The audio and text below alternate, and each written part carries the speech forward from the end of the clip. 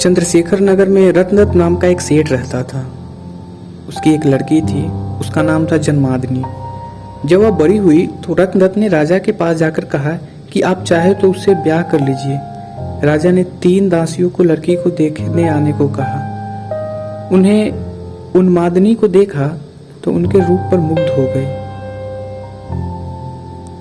लेकिन उन्होंने यह सोचकर राजा उसके वश में न आ जाए आकर कह दिया कि वो तो कुलक्षणी है, उसके गुण रानी के बनने से मेल नहीं खाते।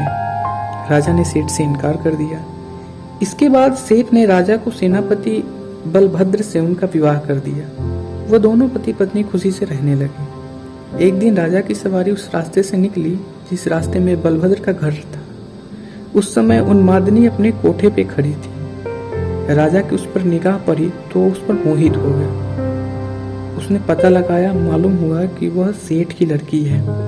राजा ने सोचा कि हो ना हो जिन दासियों को मैंने देखने भेजा था उन्होंने मेरे साथ छल किया है। राजा ने उन्हें बुलाया तो उन्होंने आकर सारी बात सच सच कह दी। इतने में सेनापति वहां आ गया। उसे राजा की बेचैनी मालूम हुई। उसने कहा, स्वामी, उन्मादनी को आप ले लीजिए। राजा ने गुस्सा होकर कहा, क्या मैं अधर्मी हूं जो पराई स्त्री को ले लूं? राजा को इतनी व्याकुलता हुई कि वह कुछ दिनों में ही मर गया। सेनापति ने अपने गुरु को सब हाल सुनकर पूछा कि अब मैं क्या करूं? गुरु ने कहा, सेवक का धर्म है कि स्वामी के लिए जान दे दे। राजा की चिता तैयार हुई। सेनापति वहां गया और उसमें कूद पड़ा। जब उन्मादनी को यह बात मालूम हुई तो पति के साथ जल जाना धर्म समझकर चिता के पास पहुंची। उसमें जाकर भस्म हो गई। इतना कहकर बेताल ने पूछा, राजन बताओ, सेनापति और राजा में कौन अधिक साहसी था?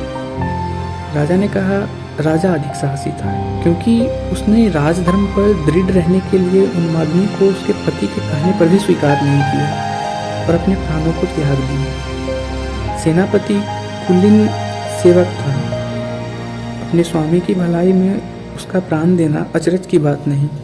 असली काम तो राजा ने किया कि प्राण छोड़कर भी राजधर्म नहीं छोड़ा। राजा विक्रम का यह उत्तर सुन बेताल फिर पैर पर जा लटका। राजा ने उसे पकड़ लाए और रास्ते में फिर एक कहानी सुनाई।